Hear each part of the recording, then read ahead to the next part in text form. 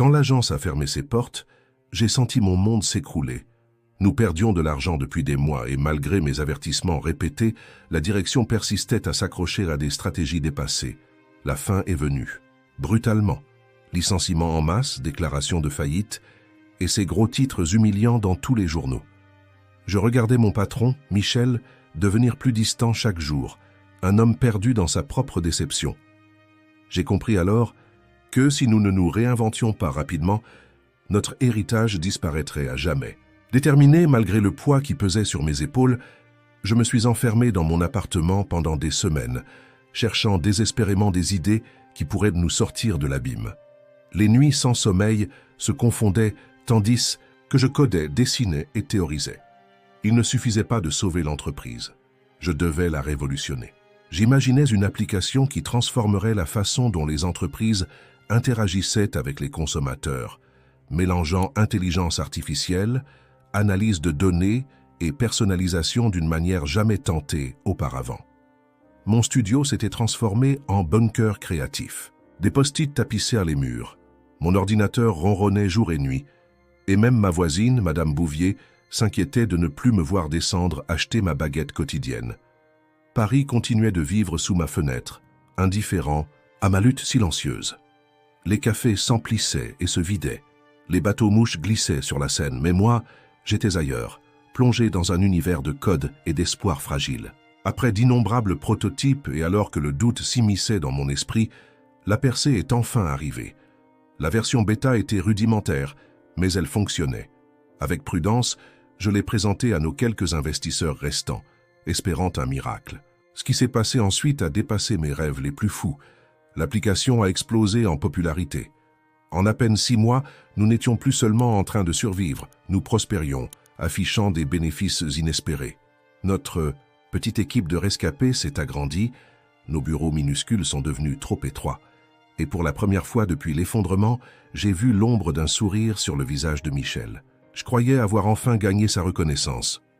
Après tout, j'avais travaillé jour et nuit, sacrifié ma vie personnelle, rompu avec Thomas qui ne supportait plus mes absences. J'avais tout donné pour cette renaissance, convaincu que mon dévouement serait finalement reconnu. Nous avions traversé la tempête ensemble, et maintenant que le ciel s'éclaircissait, je pensais naïvement que nous célébrerions cette victoire comme une équipe soudée, comme la famille professionnelle que nous prétendions être. Le succès avait ramené l'énergie dans nos locaux fraîchement rénovés. De nouveaux visages apparaissaient chaque semaine, des talents attirés par notre renaissance miraculeuse. J'observais ce renouveau avec un mélange de fierté et d'épuisement, persuadé que les sacrifices en valèrent la peine. Michel m'avait même invité à dîner pour discuter de l'avenir avec les principaux actionnaires. J'y voyais le signe que mon moment était enfin arrivé, la reconnaissance officielle de mon rôle dans ce sauvetage spectaculaire. Le restaurant gastronomique respirait l'opulence retrouvée. La table ronde dressée dans un salon privé scintillait, sous les lumières tamisées. Les flûtes de champagne reflétaient l'éclat des lustres en cristal. Autour de cette table, les visages détendus des actionnaires contrastaient avec la tension des derniers mois. J'avais choisi avec soin ma tenue, sobre mais élégante, et répété mentalement mon discours pour la soirée où, pensais-je, on me proposerait enfin un poste de direction. Michel m'accueillit avec une accolade chaleureuse, inhabituelle, de sa part. « Notre sauveuse est arrivée », lança-t-il aux convives qui levèrent leurs verres en souriant. Je m'installai à la place qu'il m'indiquait, le cœur battant d'anticipation. La conversation flottait agréablement entre anecdotes légères et projets ambitieux. Je me contentais d'écouter, attendant mon moment. Le dîner avançait. Je remarquai alors un homme que je n'avais jamais vu, assis à la droite de Michel. Costume impeccable, regard perçant. Il parlait peu mais semblait absorber chaque mot prononcé. Lorsque nos regards se croisèrent, il m'adressa un sourire poli mais distant. Une vague d'inquiétude me traversa sans que je puisse l'expliquer. Au dessert, Michel se leva, verre à la main. « Mes amis, nous sommes réunis ce soir pour célébrer un miracle. Il y a 1 an, nous étions au bord du gouffre. Aujourd'hui, nous voilà plus forts que jamais. » Des applaudissements discrets ponctuèrent sa phrase. Mon cœur accéléra, c'était le moment. « C'est pourquoi, poursuivit-il, je suis heureux d'annoncer une nouvelle direction pour notre entreprise. Pour accompagner notre croissance internationale, nous avons besoin d'une expertise reconnue dans le secteur. Il se tourna vers l'inconnu, à sa droite. « J'ai le plaisir de vous présenter Victor Lemaître, qui nous rejoint en tant que directeur général. Son expérience chez nos concurrents sera précieuse pour nous propulser vers de nouveaux sommets. » Le temps sembla s'arrêter. Victor Lemaître, je connaissais ce nom. Il venait de notre principal concurrent, une entreprise dont nous avions toujours critiqué les méthodes agressives et le manque d'éthique. Et maintenant, il prenait les commandes de notre navire, celui que j'avais empêché de sombrer. Michel poursuivait ses louanges, tandis que je luttais pour maintenir un visage impassible. Évidemment, nous devons beaucoup à notre chère Julie, qui a développé l'application qui a sauvé l'entreprise. Il sortit une enveloppe de sa veste. C'est pourquoi le conseil a décidé de t'octroyer cette prime exceptionnelle, en reconnaissance de ton dévouement. Mes mains tremblantes saisirent l'enveloppe qu'il me tendait. Les conversations reprirent autour de moi, tandis que Victor recevait félicitations et questions sur sa vision.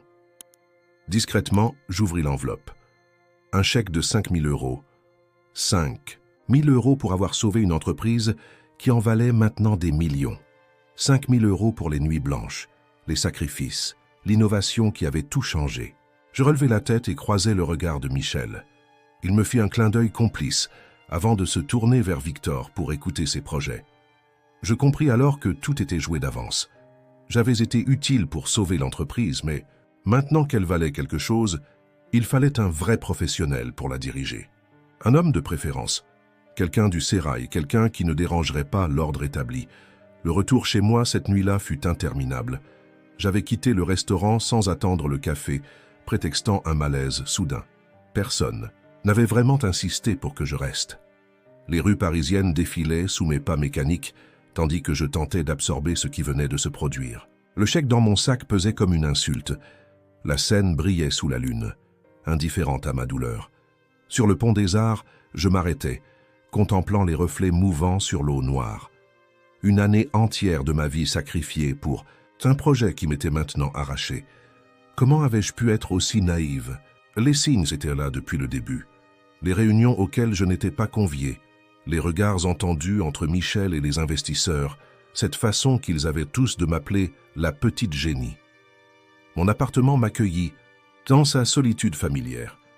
Je lançai mes clés sur la table basse et m'effondrai sur le canapé, incapable de pleurer, paralysé par un mélange toxique de colère et d'humiliation. Le code source de l'application brillait encore sur mon écran d'ordinateur allumé. Des lignes et des lignes écrites de ma main, des solutions élégantes à des problèmes complexes que personne d'autre n'avait su résoudre. Je repensais à Victor Lemaître. Son nom était mentionné dans plusieurs articles professionnels, toujours associé à des restructurations brutales et des licenciements massifs. Il excellait à rendre les entreprises rentables en écrasant leur âme. Que ferait-il de mon application, de l'équipe soudée que nous avions formée, de notre vision d'une technologie qui respectait les utilisateurs plutôt que de les exploiter? Le sommeil me fuyait. Vers 3 heures du matin, épuisé de ruminer, j'ouvris mon ordinateur portable et commençai à écrire. Non pas du code cette fois, mais des mots, des phrases, un déversement brut de tout ce que j'avais vécu. Au fil des paragraphes, quelque chose d'étrange se produisit. La colère initiale céda progressivement la place à une clarté nouvelle.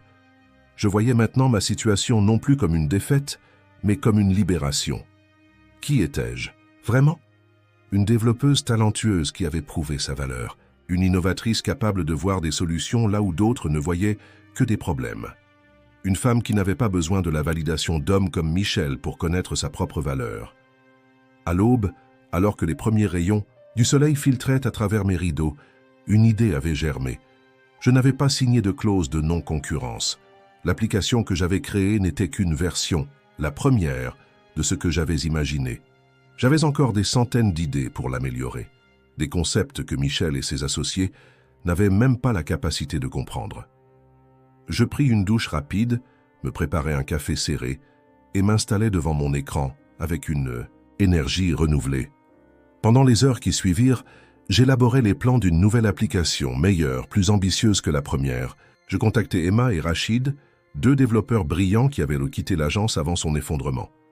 Nous avions travaillé ensemble autrefois, et je savais qu'ils partagèrent ma vision. À midi, j'avais un plan. À 16 heures, nous nous retrouvions dans un petit café de Montmartre, loin des quartiers d'affaires, où nous aurions pu croiser d'anciennes connaissances. Emma, avec son esprit analytique, posa immédiatement les bonnes questions sur le financement, la propriété intellectuelle, les risques juridiques. Rachid, enthousiaste comme toujours, voyait déjà les possibilités techniques infinies. Je démissionnai le lendemain. Victor Lemaître en personne reçut ma lettre, son visage impassible, trahissant à peine une contrariété passagère. « C'est regrettable, Julie. Nous avions prévu un rôle intéressant pour vous dans la nouvelle organisation. » Ces mots sonnaient creux, formulés avec cette politesse distante des hommes de pouvoir. Je me contentais d'un sourire énigmatique en lui tendant mon badge et mon ordinateur professionnel formaté. En quittant ces bureaux que j'avais contribué à sauver, je ressentis un curieux mélange de vertige et d'excitation. 2 jours plus tard, nous étions 4. Sophia, une spécialiste en marketing digital que j'avais connue lors d'une conférence à Lyon, avait rejoint notre trio initial. L'appartement d'Emma devint notre quartier général improvisé, son salon transformé en open space, où les idées fusaient entre les tasses de café et les tableaux blancs achetés à la hâte. Nous n'avions presque rien. Quelques économies personnelles mises en commun, nos ordinateurs, et une vision partagée. Notre premier défi fut de nous démarquer suffisamment de mon ancienne création pour éviter tout conflit juridique. Les nuits s'enchaînaient, ponctuées de débats enflammés sur l'architecture de l'application, l'expérience utilisateur, le modèle économique. Rachid, avec sa créativité débordante, proposait des fonctionnalités révolutionnaires. Emma veillait à ce qu'elles restent réalisables techniquement. Sophia, pragmatique, nous ramenait constamment aux besoins concrets du marché. « Nous n'avons pas le luxe de nous tromper », répétait-elle en analysant les données de nos concurrents potentiels. « Chaque ligne de code doit répondre à un besoin réel. » Elle avait raison. Contrairement à mon ancien employeur, nous n'avions pas de filet de sécurité, pas d'investisseurs prêts à absorber nos erreurs. Notre force résidait dans notre agilité et notre compréhension profonde des lacunes du marché. Les semaines passèrent dans une frénésie créative. Je dormais à peine, porté par une énergie que je ne me connaissais pas. Le chèque de 5 000 € que j'avais finalement encaissé finançait nos repas livrés et notre consommation excessive de café. Nous avions établi notre siège dans un espace de coworking du 11e arrondissement, un lieu vibrant où se croisaient d'autres startups naissantes. L'émulation était palpable, les échanges informels dans la cuisine commune souvent aussi précieux que nos réunions planifiées. Notre premier prototype vit le jour après 3 mois d'efforts acharnés. Il était imparfait, instable, mais fonctionnel. Je me souviens encore de mon émotion en voyant notre interface s'animer pour la première fois, non plus sur nos écrans de développement, mais sur l'application réelle, celle que des utilisateurs potentiels toucheraient bientôt du doigt. C'était comme voir son enfant faire ses premiers pas.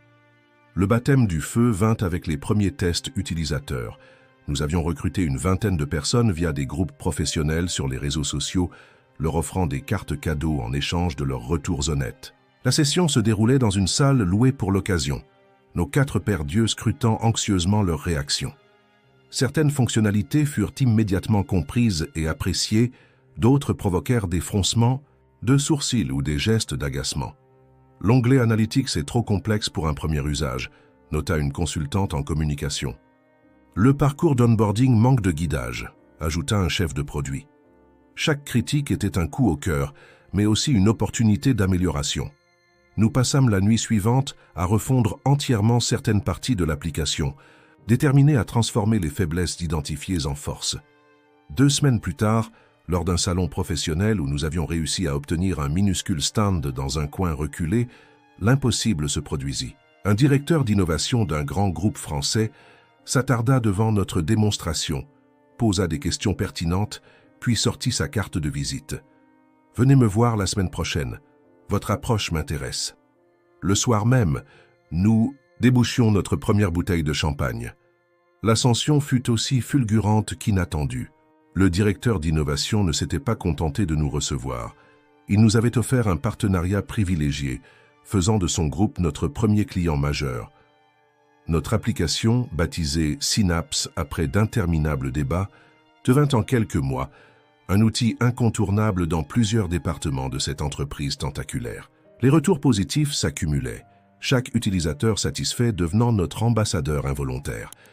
Notre équipe s'agrandit progressivement. D'abord Karim, un développeur back-end dont j'admirais le travail depuis des années. Puis Lucie, spécialiste en expérience utilisateur, qui avait quitté une position confortable dans une agence renommée pour rejoindre notre aventure incertaine. Chaque nouvelle recrue apportait non seulement ses compétences, mais une énergie et une perspective uniques. Notre culture d'entreprise se construisait naturellement, sans ces chartes de valeurs artificielles que j'avais tant moquées chez mon ancien employeur. Le déménagement dans nos propres locaux marqua un tournant symbolique. Un ancien atelier, dans le Marais, reconverti en espace lumineux où les briques apparentes côtoyaient les installations technologiques dernier cri. Le jour de l'inauguration, contemplant nos 10 employés qui trinquaient joyeusement, je fus submergé par une émotion indescriptible. Nous avions créé quelque chose de tangible à partir d'une blessure, transformé une trahison en opportunité. Les défis n'avaient pas disparu pour autant. La croissance rapide apportait son lot de problèmes inédits. Les serveurs saturaient parfois sous l'afflux d'utilisateurs. Certains clients demandaient des fonctionnalités spécifiques qui risquèrent de nous détourner de notre vision initiale. La concurrence, initialement dédaigneuse, commençait à nous observer avec intérêt, parfois même à imiter maladroitement nos innovations. Un mardi pluvieux de novembre, alors que je présentais notre roadmap à l'équipe désormais composée de 15 personnes, Sophia fit irruption dans la salle de réunion, son visage habituellement composé trahissant une émotion rare. « Victor Lemaître vient de quitter DreamTech », annonça-t-elle en me fixant intensément. « L'action a perdu 15% aujourd'hui. Il paraît que l'application qu'il a fait développer pour remplacer la tienne est un échec retentissant. » DreamTech, ce nom que j'avais tenté d'effacer de ma mémoire, résonnait étrangement dans notre espace. Je me surpris à ressentir non pas de la joie maligne, mais une forme de tristesse pour cette entreprise qui avait été ma maison pendant tant d'années. Pour ces collègues que j'avais laissés derrière, certains devenus amis, maintenant confrontés à un avenir incertain. Leurs développeurs nous contactent depuis ce matin, poursuivit Rachid. Ils cherchent du travail. Apparemment, un plan social se prépare. Notre réunion dévia naturellement vers ce sujet inattendu. Devions-nous saisir cette opportunité pour recruter des talents que nous connaissions déjà? Étions-nous prêts à accueillir des personnes issues de cette culture d'entreprise que nous avions délibérément fui? Les débats furent animés, chacun exprimant librement ses réserves ou son enthousiasme dans cette atmosphère de confiance que nous avions méticuleusement cultivée. Le soir même, seul dans mon bureau, je reçus un message sur mon téléphone personnel. Un numéro que je n'avais pas effacé mais que je n'avais jamais recontacté. Michel. Pouvons-nous parler? C'est important. Je restai longtemps à fixer ces mots sur l'écran, mes doigts hésitant au-dessus du clavier. Finalement, je répondis simplement « Café des artistes, demain, 8 heures ». Il arriva en avance, visiblement diminué. Ses traits tirés, sa chemise légèrement froissée. Détails impensables du temps où je le connaissais. Il commanda un expresso qu'il ne toucha pas, ses doigts jouant nerveusement avec la cuillère. « Synapse fait un travail remarquable », commença-t-il maladroitement. « Tout le secteur en parle. » J'acquiesçai en silence, attendant qu'il en vienne au fait. DreamTech est en difficulté. Victor a tout misé sur une technologie sans âme, développée par des équipes externes qui ne comprenaient même pas notre métier. Les clients partent. Les investisseurs s'inquiètent. Il marqua une pause, son regard finalement ancré dans le mien. Le conseil d'administration l'a limogé hier. Ils m'ont demandé de reprendre temporairement la direction. Le café s'était réchauffé entre mes mains sans que j'y touche. Michel avait fini par boire le sien, commandant ensuite un verre d'eau qu'il sirotait nerveusement. Le brouhaha matinal du café parisien formait un fond sonore rassurant, presque nécessaire à cette conversation surréaliste. « Je ne comprends pas ce que vous attendez de moi », dis-je finalement, brisant un silence devenu inconfortable. Michel prit une profonde inspiration.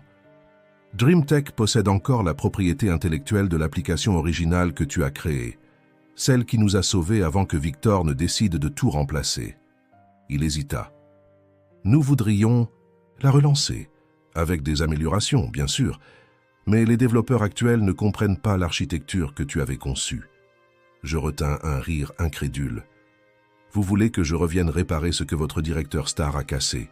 après m'avoir écarté avec un chèque de consolation.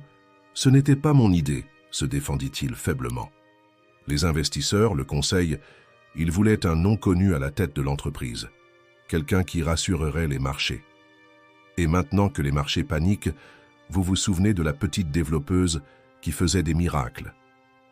Dans son coin, son visage se crispa légèrement face à mon ton acerbe, mais il ne nia pas. Je t'offre la direction technique, carte blanche sur les recrutements, les méthodes, la vision produit, et une participation significative au capital. La proposition était si inattendue qu'elle me laissa momentanément sans voix. Il y a un an, j'aurais probablement sauté sur l'occasion, affamé de reconnaissance et persuadé que mon avenir était lié à cette entreprise, mais aujourd'hui le goût de la liberté acquise rendait l'offre étrangement fade. « Synapse va bien », répondis-je calmement. « Nous venons de lever des fonds, notre équipe est soudée, notre vision claire. »« Synapse pourrait aller encore mieux avec les ressources de DreamTech », insista-t-il. « Je te propose une fusion, pas un retour en arrière. Ton équipe, ta technologie, mais avec notre portefeuille client, notre force de frappe commerciale. » Le serveur déposa l'addition sur notre table, interrompant brièvement cet échange tendu. Je saisis cette opportunité pour rassembler mes pensées. La proposition n'était pas dénuée d'intérêt sur le plan purement stratégique. DreamTech possédait effectivement des atouts dont nous manquions encore. Une présence internationale, une crédibilité établie auprès des grands comptes, des ressources financières considérables. Et qui dirigerait cette entité fusionnée ? Demandai-je, connaissant déjà la réponse. Un tandem, affirma-t-il avec une assurance retrouvée. Toi pour la technologie et la vision produit, moi pour la stratégie et les relations investisseurs. Je souris malgré moi. Michel n'avait pas changé. Toujours cette capacité à présenter les choses sous leur meilleur jour, à transformer une défaite en opportunité, à redessiner la réalité pour qu'elle corresponde à ses besoins du moment. Laisse-moi réfléchir, concédai-je en me levant, et en discuter avec mon équipe. Aucune décision concernant Synapse ne sera prise sans eux. Il acquiesça une lueur d'espoir traversant son regard fatigué. Bien sûr, prends ton temps. Puis, alors que j'enfilais ma veste, tu as créé quelque chose d'impressionnant, Julie. Ce que tu as accompli en un an, c'est remarquable. Le compliment sincère pour une fois me fit sourciller. Merci. Mais ce quelque chose d'impressionnant n'aurait jamais existé si vous m'aviez fait confiance à l'époque. Je quittais le café avec des sentiments contradictoires. La satisfaction de voir Michel, autrefois si sûr de lui, venir quémander mon aide. L'inquiétude légitime pour les employés de DreamTech, victimes collatérales des mauvaises décisions de leur direction. Et cette question lancinante, que voulais-je vraiment pour l'avenir? L'équipe m'attendait pour notre rituel du matin. Ce bref moment où, avant de plonger dans nos tâches respectives, nous partagions les priorités du jour autour d'un café. En entrant dans nos locaux lumineux, en voyant ces visages désormais familiers tournés vers moi avec confiance, je sentis une certitude s'installer. Qu'importe la décision que nous prendrions collectivement concernant DreamTech, elle ne serait pas motivée par la revanche ou l'orgueil. Nous avions dépassé ce stade. Notre boussole serait notre vision commune. Créer une technologie qui respecte ses utilisateurs, portée par une entreprise qui respecte ses artisans. Une révolution silencieuse, construite non pas contre quelqu'un, mais pour quelque chose de plus grand que nos égos individuels.